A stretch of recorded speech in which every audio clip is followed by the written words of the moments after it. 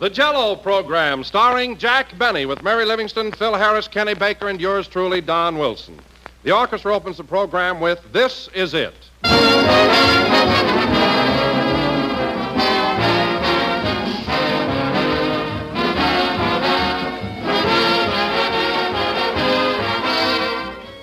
You know, it's always quite a compliment to say that somebody is a good mixer. Well, that's just what Jell-O is, for Jell-O combines perfectly with every sort of fresh and canned fruit, and that's a swell idea for right now to brighten up wintertime menus. Perhaps a game mold of orange Jell-O with canned apricots inside. Maybe rich red strawberry Jell-O combined with sliced fresh oranges. Or delicious cherry Jell-O arranged in shining layers with sliced bananas and canned cherries. There are dozens of combinations to choose from, and they're all grand. For Jell-O brings you that wonderful extra-rich fruit flavor, so tempting and good it rivals the taste of the real ripe fruit. And Jell-O's clear, glowing colors look so lovely with the fruits held shimmering inside. So give your family some of these delicious Jell-O combinations soon. But be sure to make them with genuine Jell-O if you want to enjoy Jell-O's extra-rich fruit flavor. Look for the big red letters on the box. They spell Jell-O.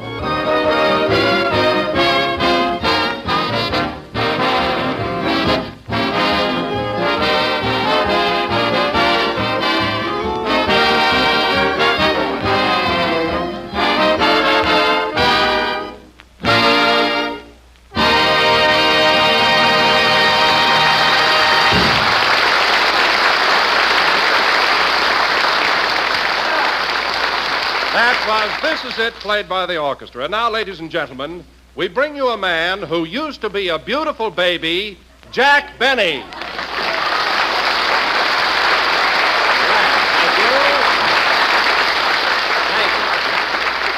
Thank you. Hello again. This is Jack Benny talking.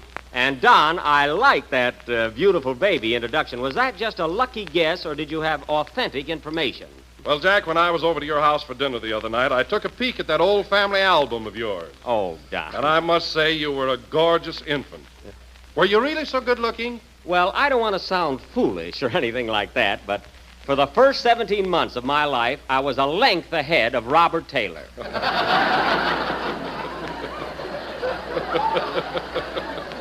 In fact, I won 4 blue diapers. I can imagine. And you know, Jack, one thing that impressed me very much about your baby pictures, you were always laughing and giggling. What made you so happy? Well, Don, my nurse used to slap me a lot. Say, I bet you were quite a healthy-looking kid yourself, weren't you? Well, Jack, Yeah, I can just see you as a baby, Don, bouncing your mother on your knee. Yeah. Well, anyway, I'd like to be a baby again. Gee, I really shouldn't keep talking like this, but I was about the cutest little Dickens in Waukegan. In fact, people from all around used to come to my father's meat market just to see me. Meat market? Why, I thought your father ran a clothing store. Well, Don, it was a combination meat market and clothing store. You know, on Saturdays, we used to have a special, a pound of hamburger with 2 pair of pants. Oh, it went over very big. Say, that's quite a novelty. A combination meat market and clothing store. Yeah, we used to sell legs of lamb with garters on them. Oh, those were the days, believe me. You know, I remember one time when I was only... Hello, Jack. What are you talking about? Me? Oh, that again. See you later. Mary, come back here. It's not my fault. Don just happened to mention that he saw my family album and that I was a beautiful child. You beautiful? Yes, I was. Not only that, I developed very quickly. Why, when I was only 3 months old, I had 4 lovely teeth. Well, you're right back where you started from.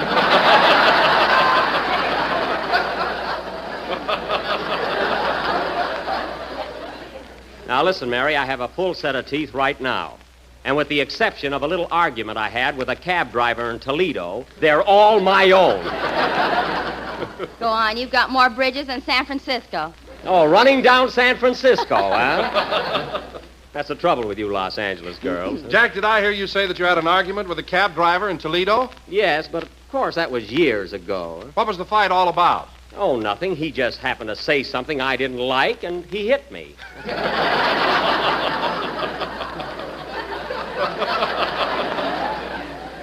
Otherwise, Toledo was lovely. Say, Don, when you were looking through that album, did you see the picture of Jack's uncle on the big white horse? Yes, I did. That was my Uncle Beaumont. There. And did you see the tree in back with the rope dangling from it and that big crowd of men standing around? Mary, my uncle didn't steal that horse. That was just a scene from a Western movie he was making called The Code of the West. It wasn't a real hanging. What are you laughing at? Just the same, he never saw the preview. He did, too, and he was a fine actor. Say, Jack. Oh, hello, Kenny. I didn't see you. Well, I was around here. I heard you telling everybody what a beautiful baby you were. Well, Don brought up the subject. I'd have never mentioned it. Have you got any cute baby pictures, Kenny? None where I'm facing the camera.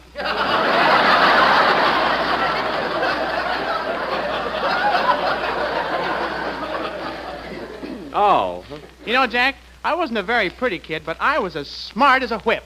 Smart. I'll bet you were. All right, you can laugh. Yeah. But when I was 12 years old, I recited the Gettysburg Address. At 12, what's clever about that? Could Lincoln do it?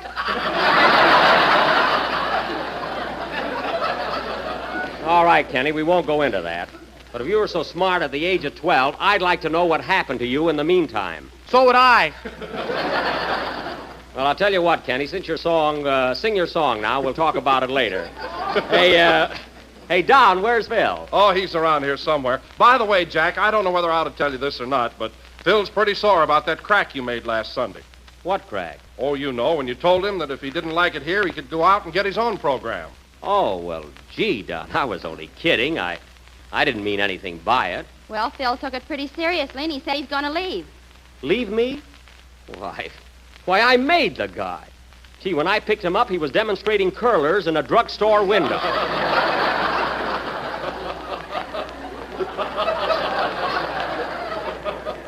Oh, I must talk to him. Sing, Kenny. Gee, people are so sensitive nowadays. You tell them to quit, and they quit. I can't understand.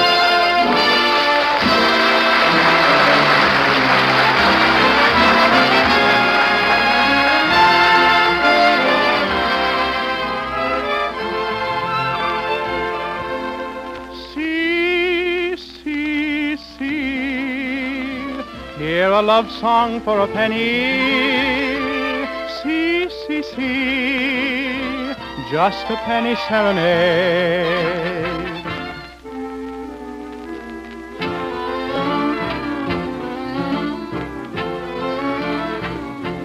Once I strayed 'neath a window of a lovely, lovely lady, and she smiled while I softly played a penny serenade. In her eyes shone the tender dawn of love and sweet surrender. As for me, in my heart I played a lover's serenade. See, see, see, you can hear it for a penny. See, see, see, just a penny serenade. See, see, see, hear my love song for a penny. See, see, see, just a penny serenade. In a dream so divine she was mine, no word had been spoken. When I woke from my dream, she was gone, my poor heart was broken.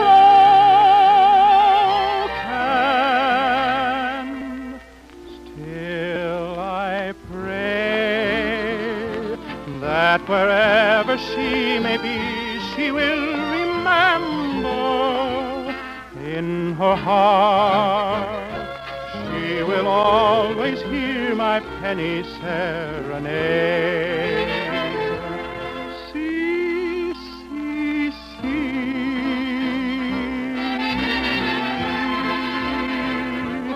see, see, see.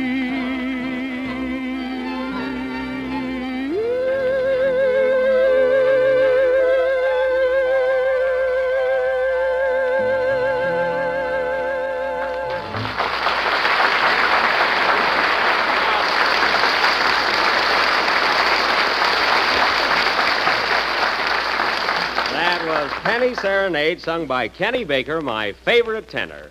Say, Kenny, did Phil happen to say anything further to you about doing his own program? Yes, he mentioned it. He did, huh? Well, what'd he tell you? Plenty, but I ain't no pigeonhole. That's stool pigeon. Pigeonhole. Say, Mary, did Phil say anything to you about this wild scheme of his? Well, yes and no. What do you mean, yes or no? Yes, he told me, and no, I ain't going to tell you. Anyway, I think Phil ought to be at least loyal enough to discuss it with me before he takes any definite steps. Hey, Jack, here comes Phil now. Oh, yeah. Oh, hello, Phil. Hiya, Jackson. How's the boy? Jackson. You know, Phil, it's cute the way you call me that every week, you know. Say, what's this gag I hear about you getting your own program? It's not a gag. You and I have been fighting so much lately that I thought it'd be better to call it quits. Oh, that's silly. Silly nothing. You're just tough to get along with, and that's all. Who, me? Yes, you. You're always flying off the handle. I am not. I'm sweet and lovable. And you're always yelling and shouting at me. Shouting at you? And you're always losing your temper. Why, you baggy-eyed ingrate, I never lose my temper, and you know it. I love you, you rat. Oh, sure. Now, you listen to me, Phil Harris. Gee, you'd think they were married. Keep out of this, Kenny. Let's forget it, Jack. You're just tough to work for, and that's that. Oh, I'm tough to work for. Did you hear that, Mary? You think I was a regular Simon Legree? All you need is a whip. I wasn't talking to you. Now, look, Phil. Look, I'm not begging you to stay on this program. And get up off your knees. I'm not on my knees, and I wish this was television so I could prove it. Look, Phil, I'm not begging you to stay, but if you leave, you're making a serious mistake. All right, Jack, give me one reason why I should stick with you. Just one reason. Well, in the first place... Go ahead, give me one reason. Well... Ladies and gentlemen, while Jack is thinking of one reason, why don't you run out to your nearest grocer and ask for a package of Jell-O? It comes in 6 delicious flavors: strawberry, raspberry, cherry, orange, lemon, and lime. Well, for one thing, Phil Harris... All right, come on. Why should I stick with you? Well, for one thing, we've got a contract. A fine contract. I supply the orchestra, and when people throw money at us, I have to split it with you. Well, how often does that happen? Maybe once in a fortnight. And another thing. Oh, Jack, what are you beefing about? If Phil wants to go, let him go. Certainly. You can get Abe Lyman to take his place. Oh, that would be fine. Abe Lyman happens to be the cab driver that punched me in Toledo. That's all I need. Jack, you know a lot about music. Now, why don't you form an orchestra of your own? Well, maybe I will. Say, I could organize a darn good swing band, believe me. If you do, I got a swell name for it. Never mind. What is it, Mary? Jack Benny and his cut rate 12. Listen, Mary, I don't have to worry about getting a band together because Phil is only bluffing. If he went out on his own, where would he get a sponsor? Don't worry about me. I've got a sponsor. Oh, you have, eh? Well, who is it? I mean, what's your product? Bixby's Bubble Gum. Bixby's Bubble Gum? I never heard of it. Well, here, have a stick. Keep it. Bubble gum. That's not the only offer I had. I could have gone on the air for Macmillan's Corn Plasters. Corn plasters? Yes, corn plasters. Well, that would be more your style. Half the time you're corny and the other half you're plaster.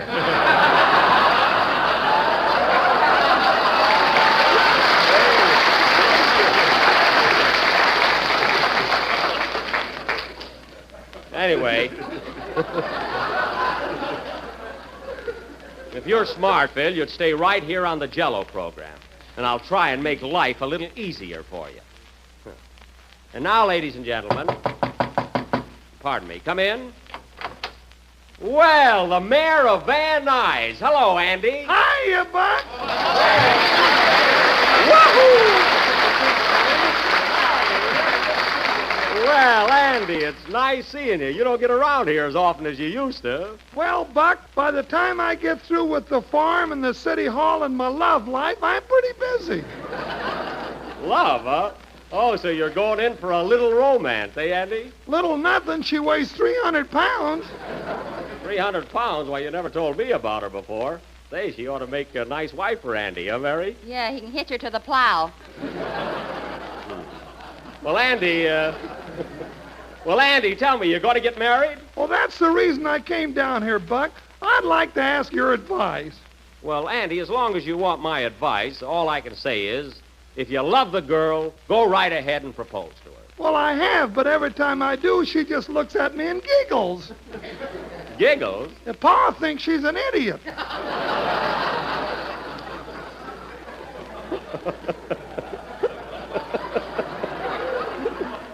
Oh, what does your ma think? Ma said Pa's a fine one to talk.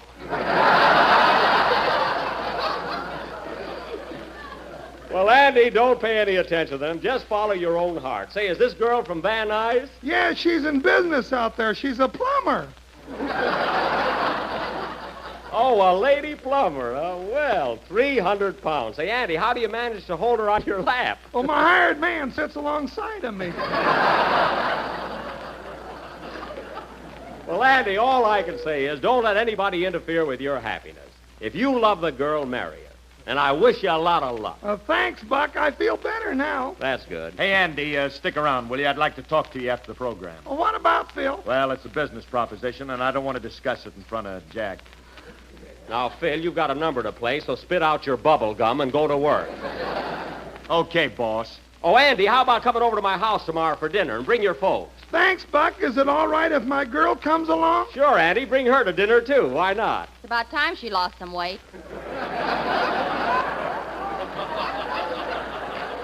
Quiet, Mary. I'm just trying to be nice. Play, Phil.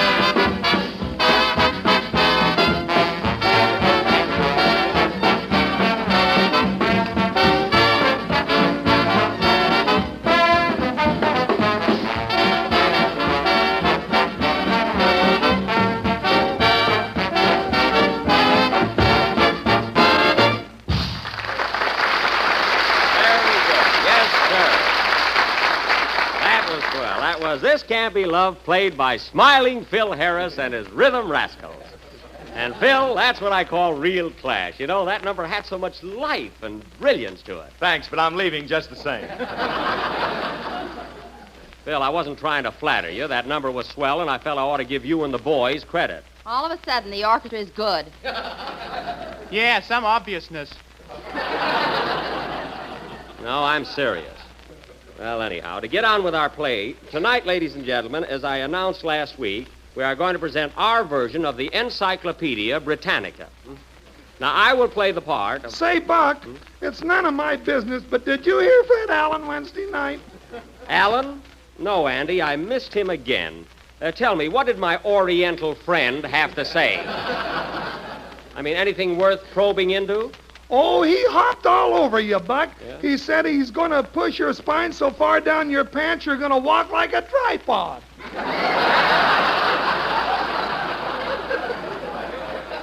Ha, ha, and poof. No kidding, Jack. Fred make you look like a nickel. Listen, Mary, he couldn't make me look like a nickel if my father was a buffalo. He's nothing but a fake. Fake? Then how come he challenged you to a fight? That's a laugh. How can he fight? In the first place, he's terribly nearsighted. Nearsighted? Yes. I saw him at a party one night trying to make a date with a hall tree. I finally had to tell him that the umbrella stand was her little boy.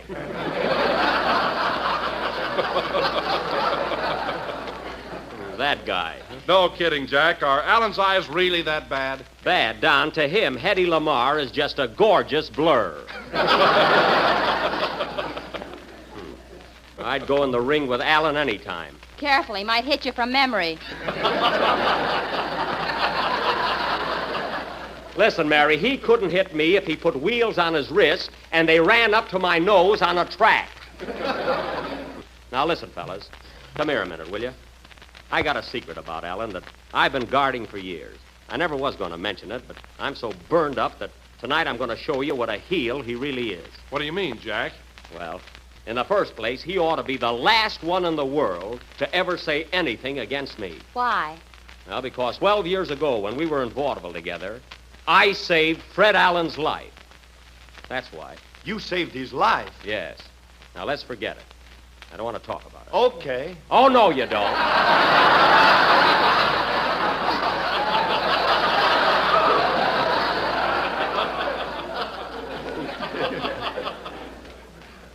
It was 12 years ago in Altoona, Pennsylvania. We were both on the same bill, Fred and I, at the Palace Theater. I'll never forget that night. Alan, who was then a juggler, was standing in the wings, waiting to go on. And I, the headliner, stopped to give him a word of encouragement. Hello, Freddie. Hello, Mr. Benny. Oh, you can call me Jack. What's the matter? You seem a little nervous tonight, Freddie. Well, gee, Mr. Benny, talking to a big star like you is quite a thrill for me. Oh, don't say that. Well, Freddie, Fink's mules are about through, so it's time for your act. So go out on the stage and juggle those clubs. Gee, I wish I was a great comedian like you. Well, why don't you try telling some gags while you're out there juggling? Oh, I can never think of anything clever to say. You see, folks? Well, keep plugging, Freddie. You might get there one of these days. They're ready for your act now.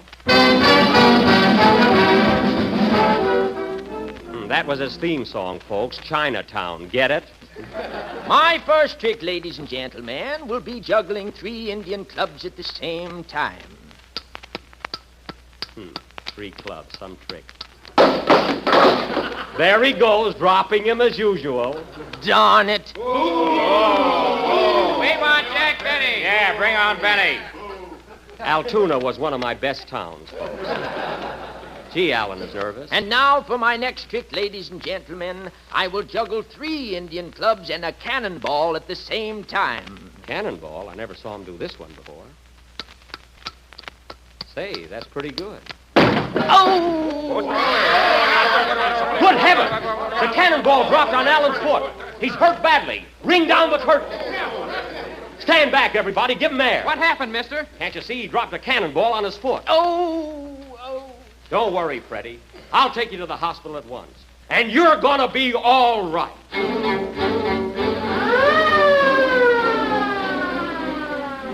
Well, folks, we finally got Alan to the hospital. And after I paid his entrance fee, which I never got back, they took him to the operating room. And the doctor called me aside and said, Mr. Benny, I'm afraid this is serious. What do you mean, Doctor? When that cannonball dropped on Alan's foot, it severed the femur and the anterior portion of the tibia. Oh, my goodness. There's only one thing that can save him. What's that, Doctor? I'll do anything. He must have a blood transfusion immediately. A blood transfusion. Thank you. Well, Doctor, all I can say is, this unfortunate young man is my friend. And if my blood can save his life, I am ready. So they took Alan to the operating room, placed my foot next to his, and the doctor said to the nurse, Are you ready for the transfusion, Miss Stewart? Yes, Doctor. Then hand me that ice pick. Wait a minute, don't I get an anesthetic for this? Yes. Oh, nurse, fan Mr. Benny with a herring. If you do, I'll snap at it. Make it quick, Doctor. Oh, doctor. Hurry, Doc, please. Alan is sinking fast. All right. We'll just tap your vein here and attach a hose to it. Go ahead, Doctor. I'm not afraid. Oh, I'm in awful pain now, folks. See what I went through for that mandarin? There we are. All right, Miss Stewart, open the valve and draw the blood. Yes, Doctor.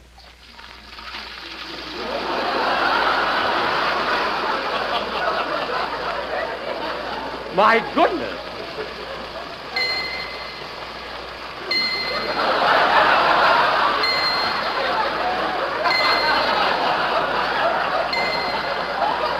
Here, take it easy, Doc. That's not ketchup, you know.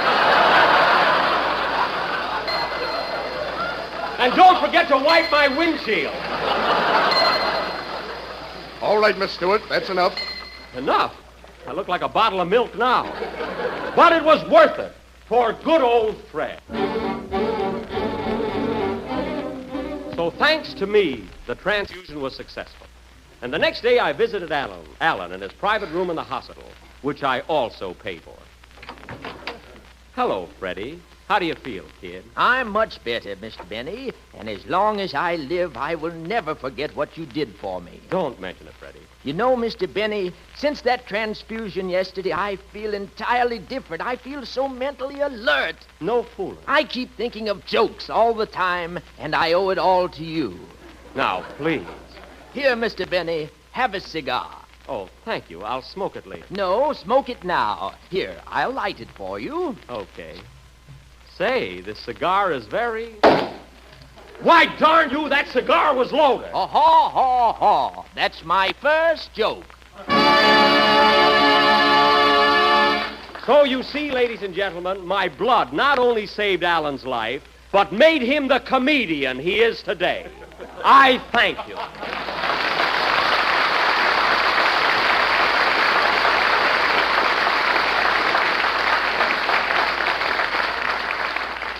There you are, fellas. That little play shows what a heel Alan really is. Oh, Jack, I don't believe that big cannonball really fell on Alan Foote. Oh, you don't, eh? Well, for your information, young lady, he still buys his shoes from the same store as Donald Duck. Play, Phil. Ease, speed, and mouth-watering goodness combined in one delicious new dessert. You'll want to try it and try it soon. Jell-O chocolate pudding with that old-time homemade goodness. Yes, sir, it's every bit as good as the kind that Mother used to make. Rich, smooth as satin, and real chocolatey. Full-flavored and tempting with a grand appetizing color and a marvelous taste. For Jell-O chocolate pudding is made with the fine, wholesome ingredients, the kind you'd use yourself right in your own kitchen. You'll enjoy every creamy spoonful, and you'll enjoy the other two flavors just as much. Jell-O butterscotch pudding and Jell-O vanilla pudding. For all three new Jell-O puddings are smooth and rich-tasting and delicious. And all three are easy to make. You'll find the simple directions on every package, and the handiest way to buy is 3 packages at a time. So ask your grocer tomorrow for Jell-O chocolate, butterscotch, and vanilla pudding. The real homemade kind. This is the last number of the 17th program in the new Jell-O series, and we will be with you again next Sunday night at the same time. And don't forget, folks, if you have not already done so, you can help fight infantile paralysis by joining the March of Dimes. You know, Mary, I hated to expose Fred Allen like that, but after all, what could I do? Well, I don't blame you. I'll tell you something else, Mary. I'm the kind of a guy that if Allen needed another transfusion, I'd be the first one to volunteer. Go on. You haven't any more blood than a piece of salt pork. Good night, folks.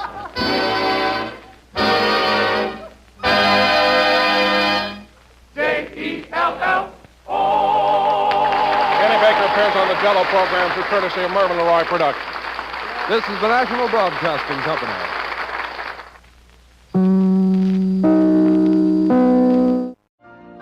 You've been listening to the OTR Gold Network. Find more classic radio at otrgold.com.